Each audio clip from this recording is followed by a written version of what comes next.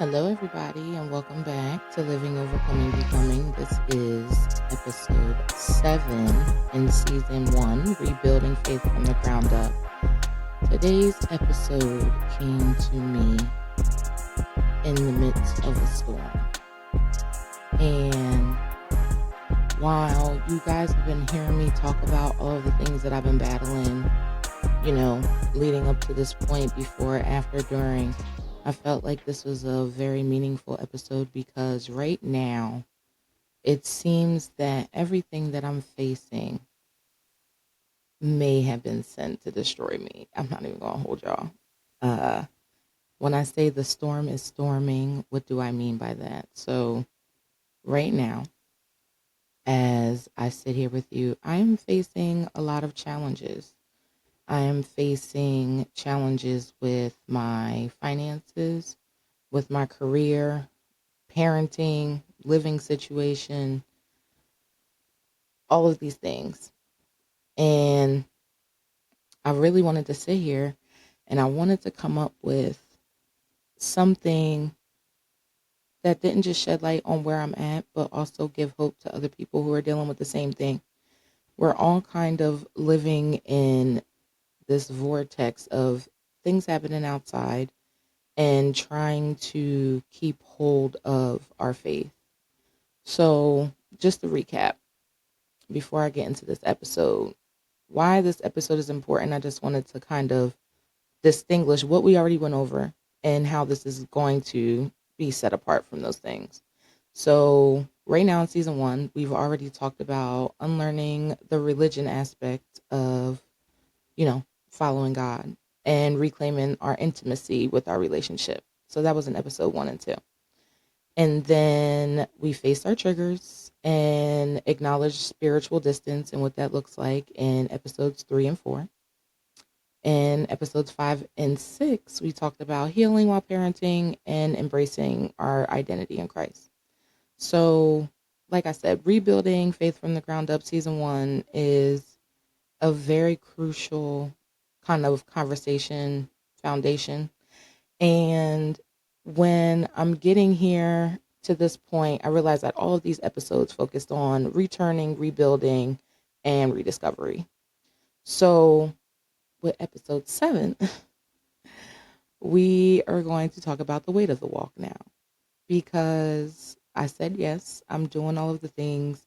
I am healing, I'm trying to grow, I'm trying to be obedient, but it's still heavy. And I'm trying to understand. Well, now I understand because I was also given revelation. Because honestly, this episode is also being recorded a little later in the game because usually I try to be proactive. But with this particular one, I had to literally sit in what I was going through. And then I was given revelation, and now I'm recording it the day before it's supposed to air.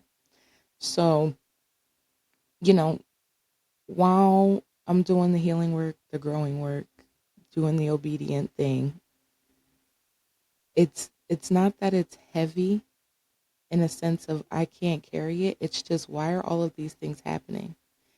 And I know it's not because I'm not doing something right, but it's the fact that life keeps lifing even when I'm doing everything right. And it's like, God, I'm doing the work, but the storm won't stop. I'm not backing out of it. I just need to know you're still with me, kind of thing. And to be honest, this episode really isn't about guilt, but it's about giving yourself grace under pressure. And it's about identifying unforgiveness uncovered by fatigue and trusting God in the middle of the mess. So, like I said, this episode is very much on par, but it's a little different in a sense of how I'm addressing it, because now I'm realizing in my walk, when I feel like all is lost, now that I'm tapping in, God really did speak to me like through a sense of different things. So, like I said, in the middle of my storm, I am just to I guess give you guys examples. So Right now, I am finishing up my master's degree and I'm like tanking. Like, not necessarily tanking, like, but I feel like the things that I'm doing for school, it's not producing some of the outcomes that I thought I would have. And then on top of that, I work a full-time job. So I work for the entertainment industry where I work at a movie theater. So my hours are long. I miss a lot of time with my daughter, which is then feeding into my parenting aspect where I feel like the worst mom in the world because I have to work all of these hours to get a little bit of money and my finances are caving on top of that. So right now, you guys do know I was separated from my husband and for almost 5 years now, but we've been divorced for a full year. So in that time, I moved back in with my parents, and I thought that the support was there. They're helping me raise my daughter, but at the same time, it's like I still have bills. I still pay bills and rent at my parents' house. Like this is not like I'm just here. So it's like I'm faced with debt, trying to get my credit back on track because I want to move out. But then I live in a very expensive county. So even with the job that I have and the debt that I've accumulated from my divorce and childcare and all of these things, it just seems like everything imploded. And then back in February, I was in an accident that totaled my brand new car that I only had for less than 2 weeks. So I've been literally faced with being stuck in the storm where I used to use my car to be able to disappear or distract myself. I have literally been forced to sit in the storm with what felt like no escape. And, you know, I talk to my parents all the time. I'm like, I love y'all, but I really just want my own space. I don't know how to do it. I'm starting to feel claustrophobic. I'm in like, you know, a small space in this big house and I'm always at work and I'm always missing my daughter and I'm always like it just seems like all of these things just kind of welled up on each other. And then on top of that, I've been dealing with losing people. And not just regular people. I've been faced with deaths in the past year that literally should have tanked me mentally. And with all of that stuff, not only am I going through the storms of the everyday, but now it's almost seeming like this swell of storms that have been happening that have been almost cascading into like this monsoon, hurricane, tsunami kind of feeling. I'm literally sitting in the middle of it all and I'm like, why am I in this? What am I supposed to do with this? How am I supposed to continuously keep going? And then on top of that, I'm adding this podcast. So it's like now I'm processing it with you and I'm just like, God, I don't know what is happening. I don't know what I'm doing. I don't know, if I'm doing something wrong. I don't know if you're here. Like, you know what I mean? Like, I'm just like overcome by all of these things, but it's like I'm trying to keep fighting. Like I'm literally like, no, I've built up this relationship. I'm still building it. I am getting the affirmations. I'm doing all of these things, but this storm is still storming. Why is this storm still storming? Why does this storm feel like one of the worst storms that I've ever encountered, knowing that I've been in and out of these situations, but this one feels so much heavier. Like what is going on? And managing my healing while dealing with responsibilities, grief, like real world situations and triggers, is just like, what is happening here? And like I said, I'm doing the work. Like I am being intentional. I'm praying, I'm journaling. I am doing all of the things. I know I could do a lot better with that because sometimes like the life be life in part, be life in, and I'll gain some momentum and then I'll fall off. And then I feel guilty and then I try to hop back in. So it's like a lot of things that happen. And like I said, this is all in my walk. This isn't like, you know, I lose my faith or anything like that. It's I still have my faith. I still have my promises. I still have my trust. Like I'm doing all of these things, but it's like, why won't life stop hitting me? And I'm asking God this. I'm like, God, there is some things going on and I need you to help. And then it's like, why that life be life in? I have to understand that God still be Godding. And that's how I got that episode title for this. Life be life in, but God is still Godding. Even now, even right now in my storm, even right now when this storm feels like the worst storm I have ever encountered in my life. And while I'm thinking about this storm, but now I'm trying to maintain my mindset on what is different now than it was back then when I was dealing with storms like this or storms that I thought were like this. And it's like now I know that God is not far, He's with me. But then I had to realize I had to maintain the character of God.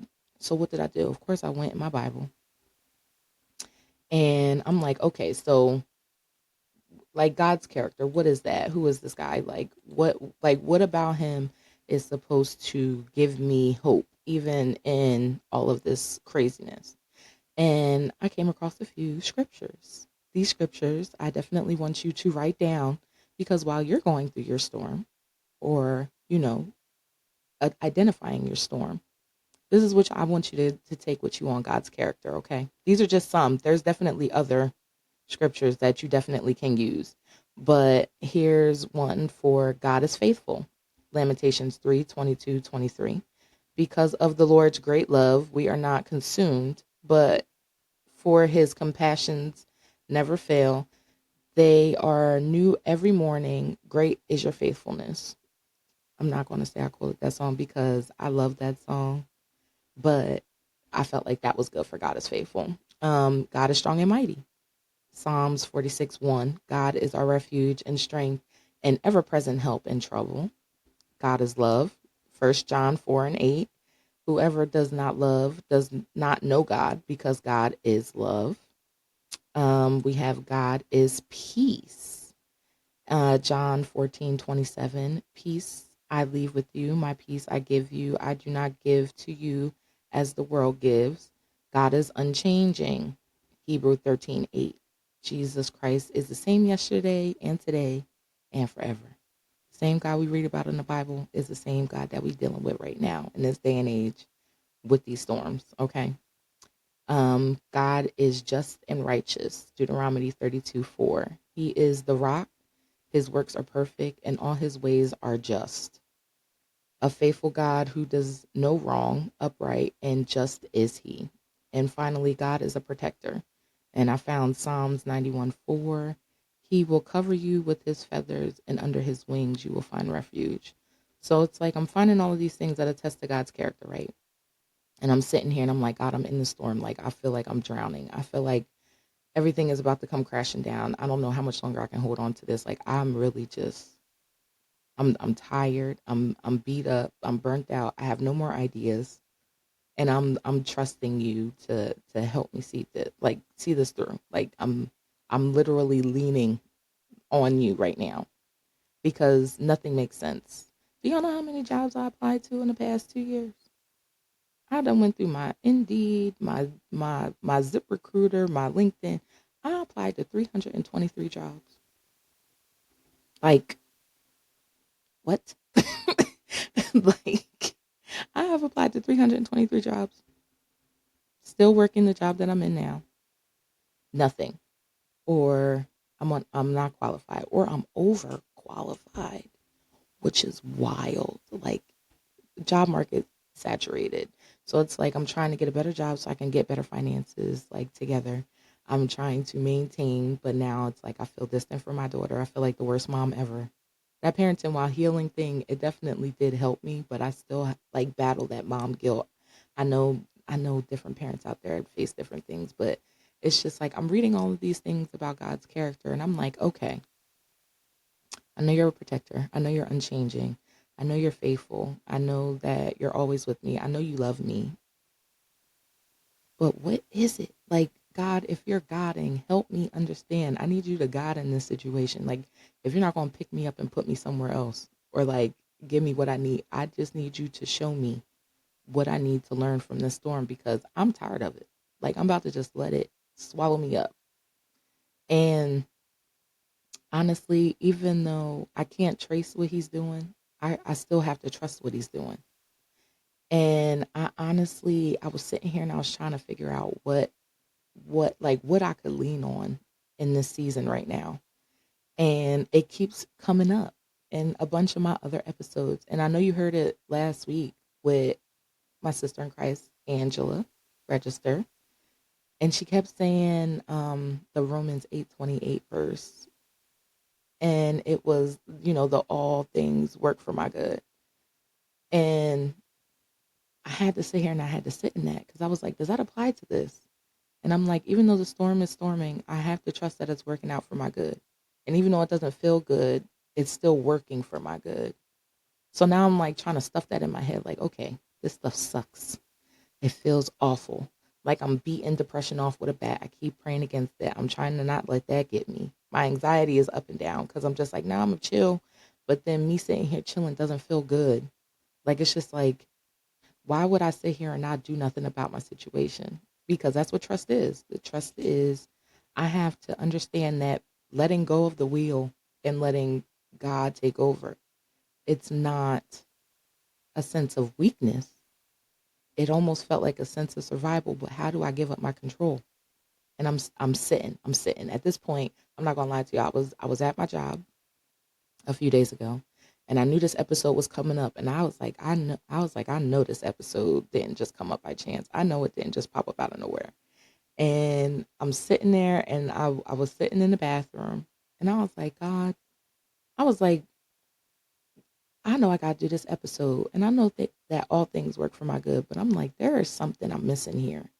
And I'm like, why do I feel like I can't give up everything to you? Why do I feel like I have to keep picking stuff up?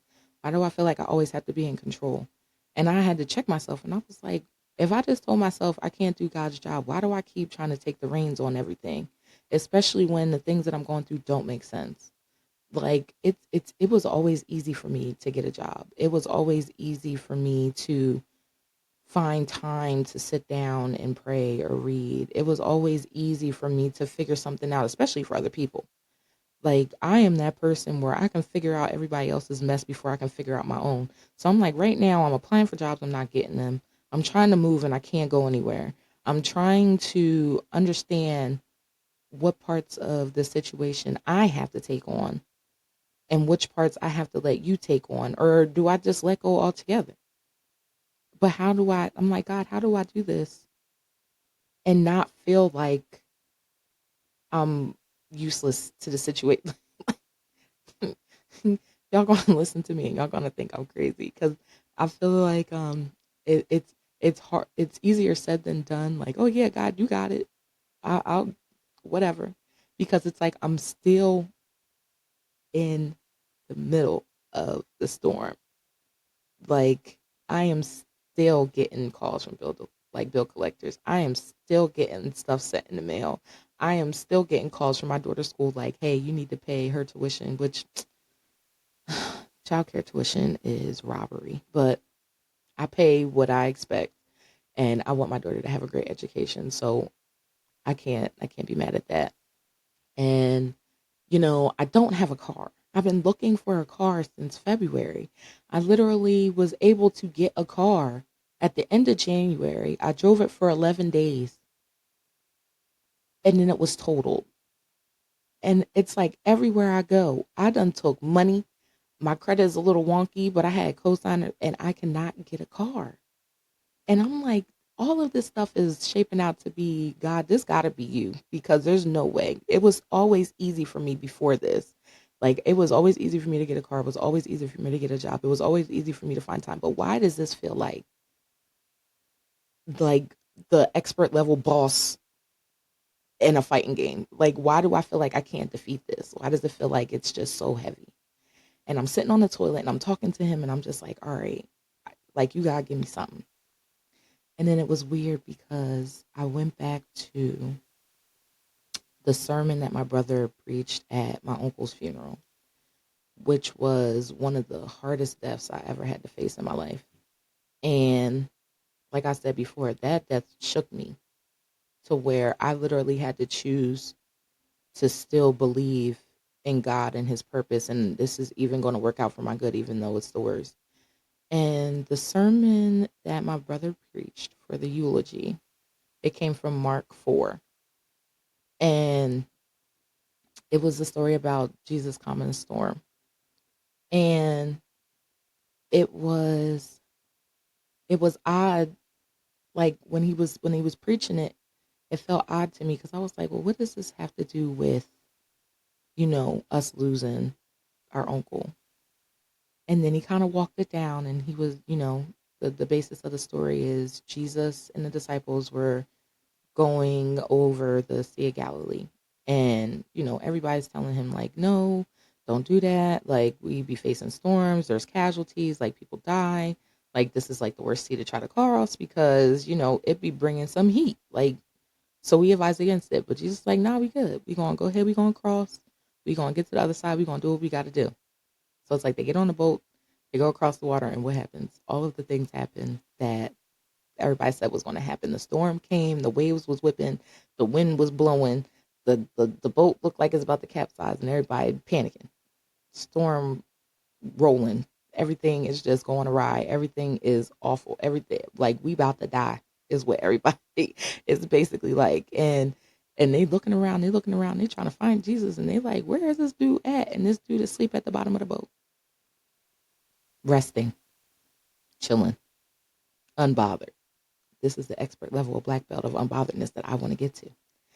And, we're sitting here and we're looking at this story and we're like, okay, everybody is literally upstairs panicking. Like, woe is me is the feeling. Everybody is on prime time. We about to die. Everything is happening.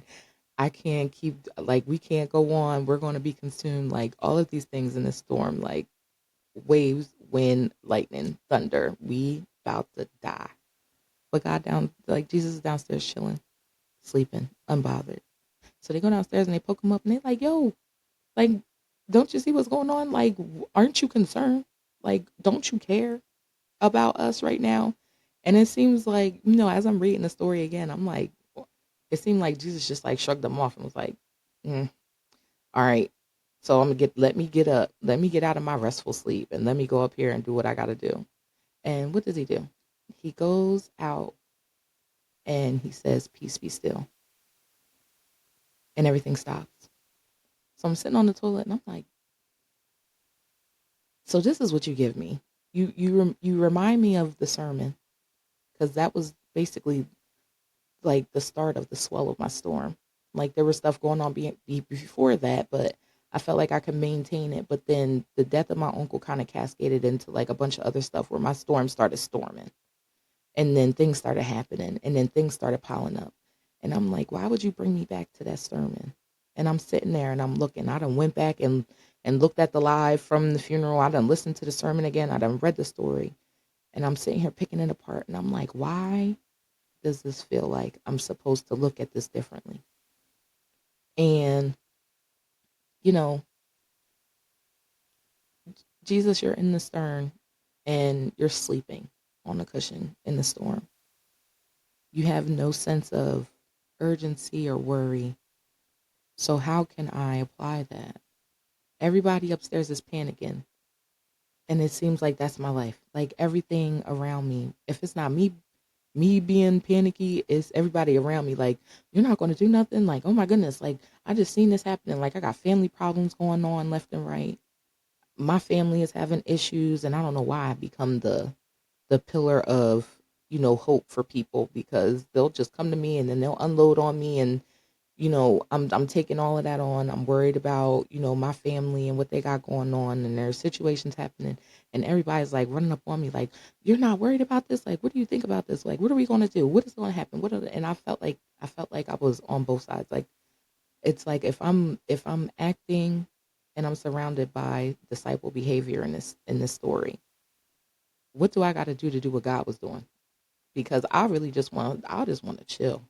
I just want to know nothing is going to happen. I just want to know that even in the midst of the storm, I can still rest.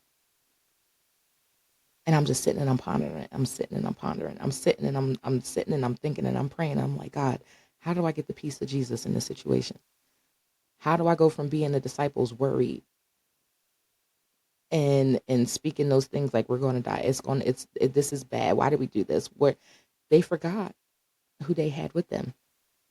And I know sometimes I do the same thing. I forget who I have with me.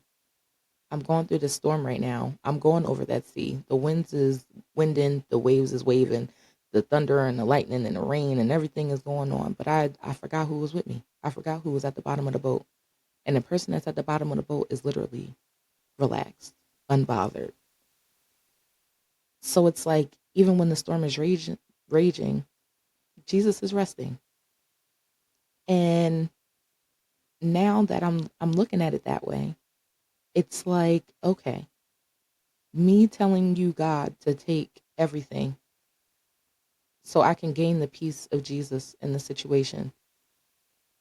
It doesn't equate to being passive. I'm not being weak. I'm not being, you know, I'm not relinquishing my power in the situation. But putting him under control is power. It's saying I'm going from the disciple mindset to the Jesus mindset where I'm going to rest. I'm going to let you handle it. And I had to check myself. I was like, girl, who on the boat with you? We in the middle of the sea and the storming and it's doing what it's always going to do. The storm is always going to be there. There's always going to be a storm. There's always going to be a situation where you're put in a mindset of a fight or flight response. But now I have to go from allowing the storm to consume me to going into peace and rest. And it was like the way that you get the peace of Jesus is you give it to God. But now it's like giving it to God is where I have to pray. Like, God, make it easier for me to do this. Make me understand that I don't need to have control over everything.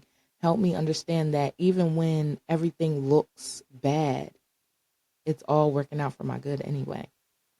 And it's like, peace be still. Like he, like Jesus just did something so simple. Like in the midst of everything, he commanded his storm to cease. And now it's like, how do I command my storm to cease? I have to literally command the storm in my life to cease. And then another way that I can do that is by just releasing and relinquishing and allowing myself to trust who's on my boat. And it's just like, even in that sense, the disciples even kind of classified Jesus's attitude like he didn't care.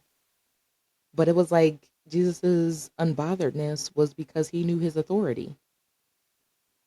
So it's like if we're Christ, like aspiring to be Christ-like, and we were given all of these, powers that be gifts and, all of these things that Jesus did possess. If he can command his authority, why can't I? And that's when it all like literally fell on me. Like I was like, again, I'm sitting in the bathroom at my job and I'm talking and I'm getting all of this information download. And then I was like, peace be still. And I have the authority to command my storm. So now it's like, okay, I got up and I kind of went on about my business. I was just letting it sink in. I was like, all right, how do I command this? How do I got, like, what do I got? Like, all right, I'm about to just go ahead. I'm about to tap in. Like, if you telling me I got the authority to calm my storm, now I'm practicing the unbotheredness. And again, easier said than done.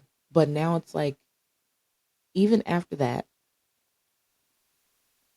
the storm is still storming. Like, there are still little things that are happening here and there.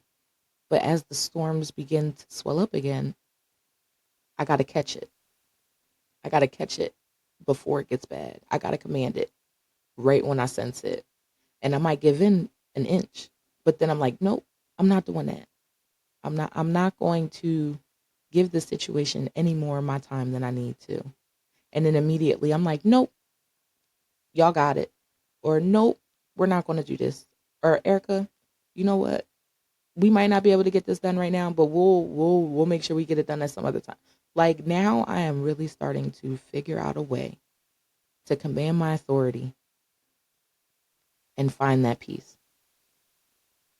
Me finding peace is not passive. It's me staying in control.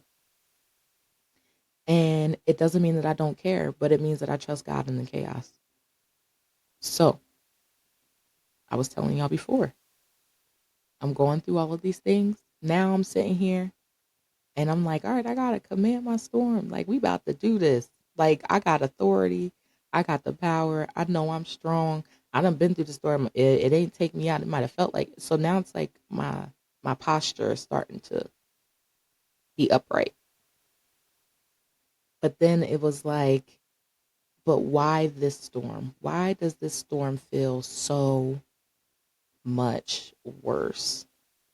Because now I want to dissect it. Now, if I know I got to command it, I also have to identify it.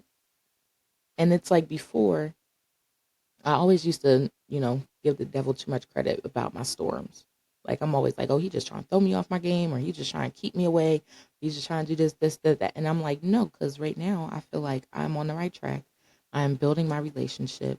I am tapping in. I'm trying to learn about myself. I'm trying to command my authority. I'm trying to gain my authority. I'm trying to re-identify myself. I'm trying to find the me in my life that God has intended on my life, right? So I'm like, why, what is different about this storm? Like, God, you already gave me a revelation about, Jesus and the disciples going over the sea. But now it's like, what is the storm? Like, who sent the storm? Because now, where I'm looking at where the storm began and how it got to where it is right now, I'm also looking at all the stuff that the storm kicked up. And I was like, oh my God, did you send the storm? Like, is this you, sir? Like,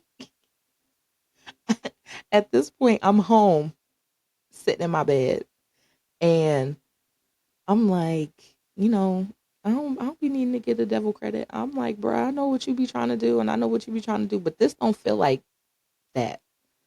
This feels different. And I'm like, God, did you send this storm? Like, was this you? And then it made me think of the story of Job, where the devil had to ask permission. And then, God gave the devil permission because he was like, it don't matter what you do to that man. His faith still going to stand 10 toes down. Like, it don't matter what you do to him. Like, he's mine and he's not going nowhere. So I'm going to let you do what you do, but he going to be all right. And, all of these stories are coming to me like, and I'm just like, okay, God, if you sent the storm, what do I need to learn from it? Because I do not want to keep going about this. Like, I don't want to keep going in this roundabout way. I don't want to keep missing my exit. So if you sent this storm to me and you're allowing certain things to happen, what am I supposed to get from it? And then that brought up like the craziest thing ever. And it was like in the midst of all the responsibility aspects and the things of the world, I didn't realize how much he was kicking up unforgiveness in my heart with the storm, with me losing people, with me being around people that I probably haven't seen in years, or people that I avoided, or people that I really just don't bang with like that. And it was like, are you forcing me to be around these people to show me where I really am right now? And it's just like, how am I really going to grow if I still have unforgiveness? So I started, y'all, I pulled out my journal. I pulled out my journal. And for the past, I'm going to say 2 or 3 years, I was just going back. I was reeling. I was going back.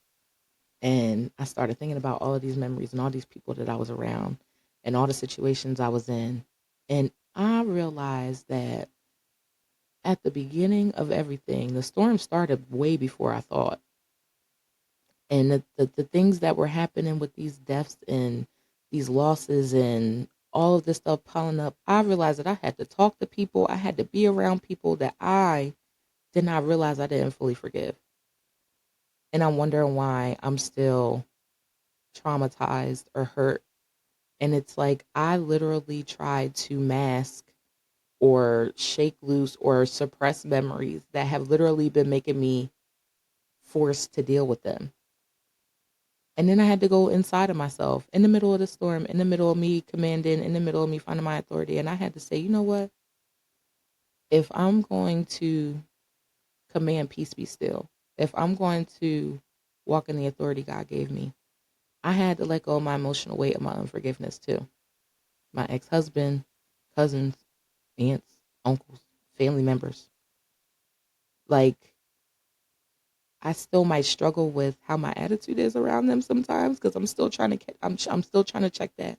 But I had to pray about my unforgiveness because I didn't know how that was rooting into other things that were happening. Like, because I didn't fully give that over or fully say, you know what, I forgive you,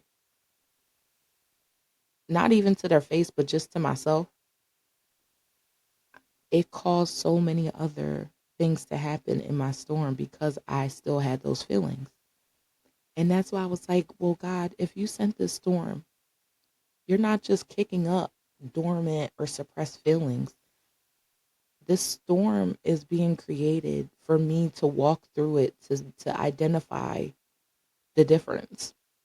There's a difference between the storms that we go through to deter us, and there's a reason for the storms that are sent to create something in us or to loose us or to bring up things that we need to address.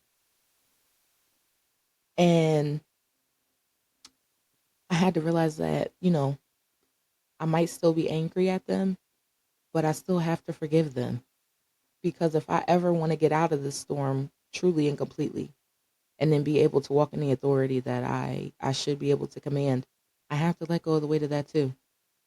And to be honest, if I have to practice the unbotheredness of it all, I will literally just sit.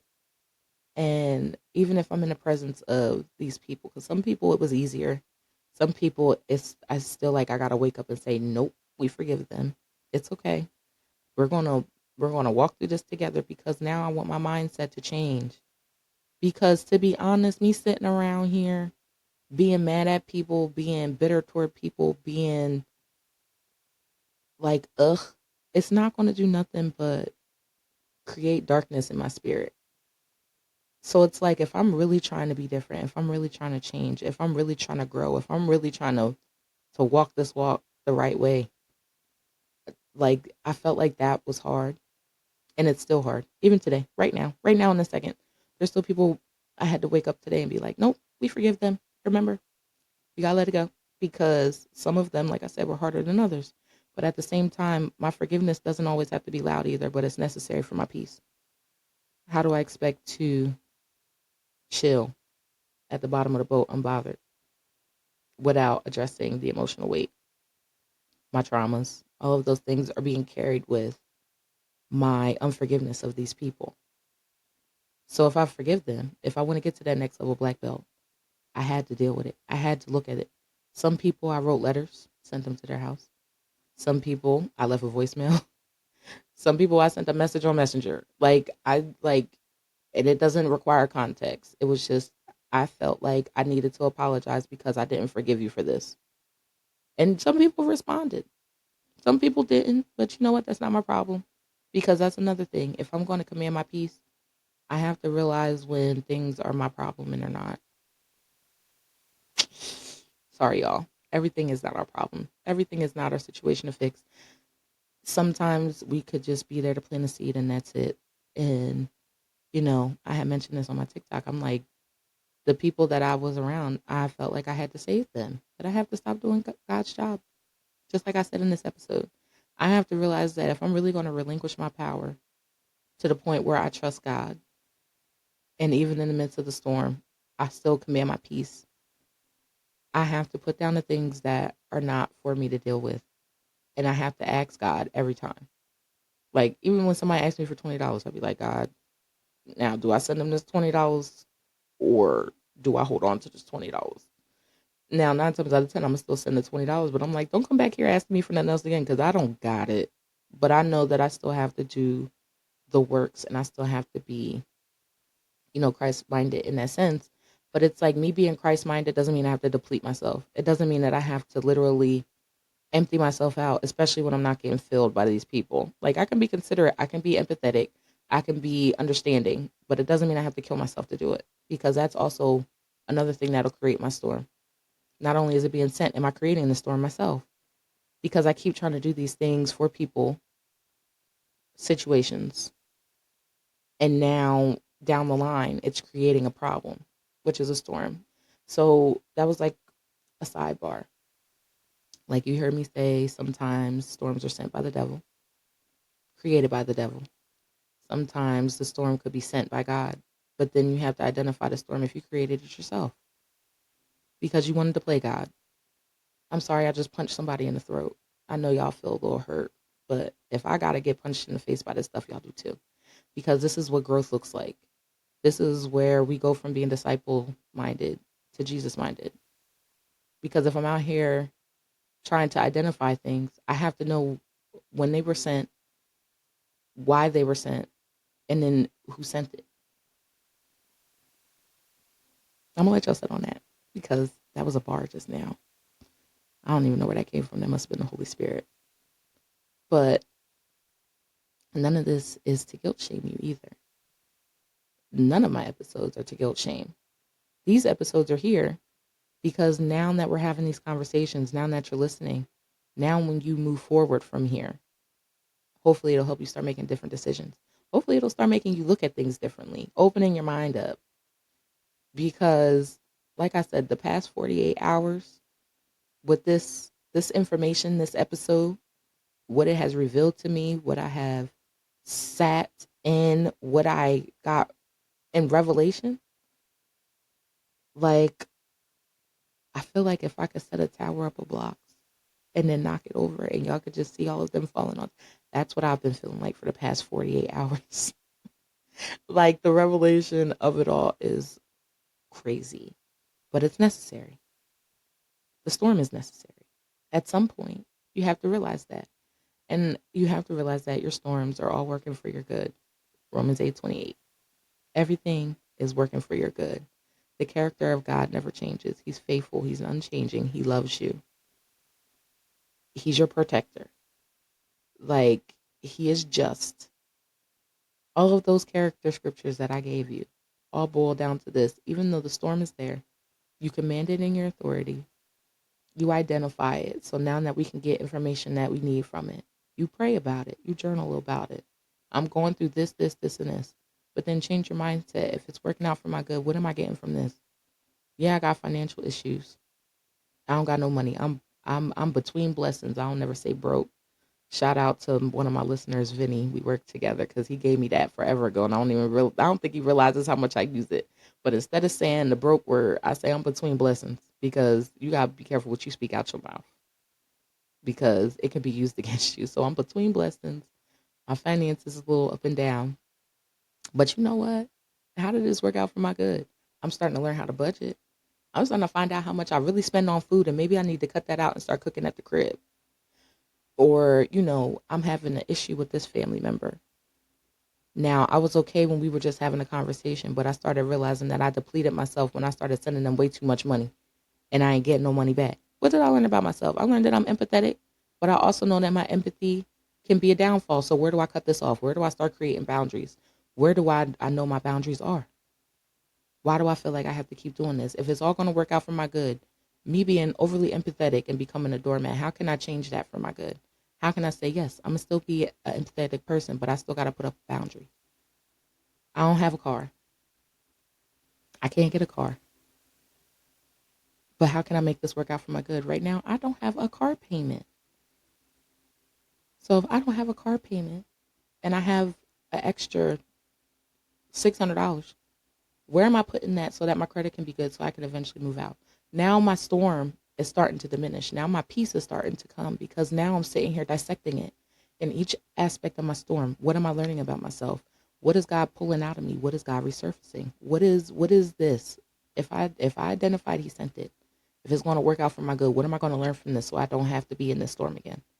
Now that doesn't mean the storms ain't going to come because they're going to come in different forms as you level up. So the storm's going to level up, but now I'll be able to tackle it head on as soon as I see it, as soon as I smell it coming. So The last segment is storm survival with God. So, like I said, if I'm journaling, if I'm praying, if I'm identifying, if I'm remembering who God is, how to command my storm, how to walk in my authority, how am I going to use these tools to get through these storms now? And I have to practice grace. I don't know why that's like the hardest thing for me to learn is showing myself grace, but it is, because sometimes it is a little hard. But it's just like I need to let go of the need to have it all together. That perfectionist mindset, I gotta kill it. I ain't never been perfect a day in my life. I don't know why. As soon as I started doing this walk thing, I thought that boom, I had to immediately be perfect. I am far from that. I'm still trying to make sure I pray every day. I'm still trying to make sure I read my Bible every day. I'm still trying to make sure that a cuss word don't fall out my mouth in the middle of a sentence. My attitude be all up and down. My face be showing all my. I gotta let go of the perfectionist mindset. I gotta do this walk day by day. I do my journaling. I do my praying when I remember. Like, these are the tools, like journal, pray. My worship. When I say I be screaming in the shower when everybody gone to some worship music, I do. I'll make sure that, you know what, I actually need to make sure that I remember that, because people heard my hip hop Christian playlist and now they use it in the gym. So, I'm slowly coming out of, relying on my secular music, and I'm trying to replace it. So I have a hip hop playlist, I have a rap playlist, I have an R&B playlist, I have my traditional worship music. Don't get me wrong, because they be hitting. But it's like worship is another tool that I use. Um, Finding rest, I'm still trying to learn how to do that, because I feel like I'm always on go. Like I said, I'm always working. I'm always doing homework. And when I'm not doing all of that, I'm trying to do things with my daughter. So it's like my resting, sometimes it's literally sneaking 10 minutes in the bathroom or during my shower. Or if my mom lets me borrow her car, I'll just sit in the driveway for an extra 10 minutes, like just to woosah it all. But also trying to find a place of rest is another, like, important tool. And then community. So I understand that we had the first episode of Unlearning Religion, Rediscovering God. And it wasn't the sense of, us talking about church folk being bad folk. They're just people. But I need y'all to get out of the mindset that y'all don't need a church to be close to God, because you do. But that's why I say you always have to date churches. You have to literally go to as many churches as you can until you find the one that fits. And I say that because keeping the Sabbath and being amongst community and finding your support system in God is so very important. Y'all got to stop with the I don't need to go to church. You just don't need to go to the churches that you don't like. Go to a different city. Go to a different town. Get on YouTube. Like, do you know how many people found churches on YouTube? Now, they might not be in the state, but you can still tap in online. And then maybe you can take a trip and go there. Like, it is so important for us to find community right now. Because as you can see, everything is falling apart. And while you're commanding these storms, sometimes you cannot live on your zeal alone. You cannot live on just your relationship with God. Because as much as I love God, as much as I have faith, as much as I know He got my back, sometimes I'll fall apart so bad to where somebody else has to come in and build me up, whether it's my mother who prays for me, or whether it's me calling my best friend Nicole. And sometimes she'll sense something is off of me, or God will give her something where she calling me before I can even get her on the phone.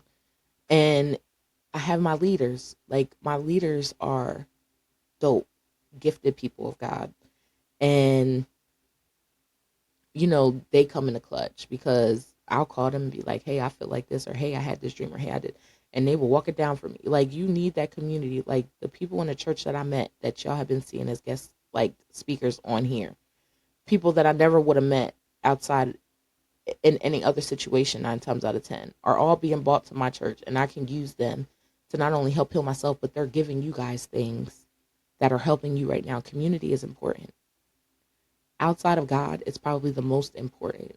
Community and having your support system. Get in a church, y'all. Find some people. Like, ask God to send you people. Ask God to send you somewhere. Ask God to give you a revelation of where you can go to get built up.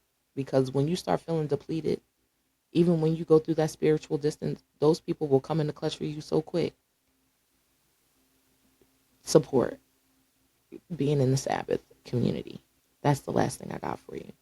And then I'm going to reiterate, when you're feeling down, when you're feeling like all hope is lost, please go to that Romans 8:28 verse, because it's all going to work out for your good. And,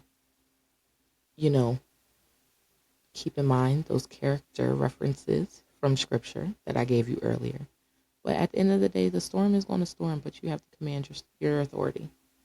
You have to remember who's on the boat with you. You got to identify the storm, what it's for, who sent it, and then remember it's all going to work out for your good in the end.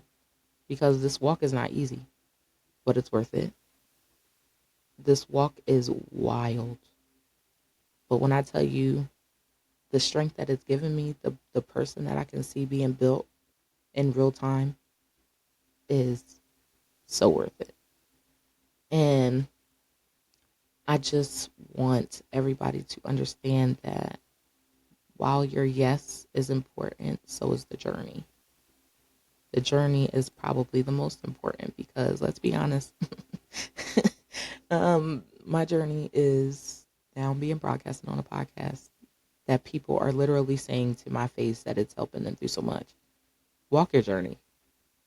Weather your storms, command your storms, learn from them. And understand this: if Jesus could rest while the waves were rising, I don't have to prove my faith through panic. Sometimes rest is warfare and peace is power. That was a bar. Okay. Erica, you spit. Erica, you spitting out here is crazy. But okay, we have come to the end of the episode. And you know what we do every week? We do our reflection prompts. And again, you can share them with me. You can keep them to yourself. If you want to send them to me, livingovercomeingbecoming@gmail.com. It is only run by me. Nobody sees it. If you want to do conversation, if you want to tell me how these prompts are hitting for you, or even if other ones, hit me up. If you want to give me a call, leave me a voicemail, 610-241-5366. That is my business line. It is only run by me. Only I can have access to it. That's it. And Testimony Tuesdays are every Tuesday. I haven't gotten any testimonies yet, but please, guys, start sending those in to me. Again, to the phone number that I gave, or to the email, because I really want to start building this community up, because the website is almost done, so the community center is almost there. And I am working on the merch. The merch is coming. The merch is coming together very well. I hope to have it out by August. So all of these little quotes and these bars that I'll be dropping on y'all, they about to be on t-shirts for y'all to take around so everybody else can see them too. But okay, reflection prompt number 1. Where is life lifing the hardest for me right now? That's question 1. 2, who or what resurfaced that unrevealed pain or unforgiveness? That's number 2. And number 3, how can I surrender this weight and trust God's still working? Okay, you got those 3? Pause, rewind, freeze, do whatever you need to do, write them down, answer them, pray about them, ask God for revelation. And on to our declaration. Even when I'm tired, God is still moving. Even when I can't see it, He's working it for my good. I will not be consumed. I'm not giving up. I'm giving it to God. I love you guys. I hope this gave you something, because like I said, I am still getting information downloaded. But I will be back next week with episode 8. Season 1 is wrapping up quickly, but I am enjoying the ride while it's happening. Again, stay prayed up, my loves, my lobbers, my lob stars, come back kids. I will see you again next week. Bye.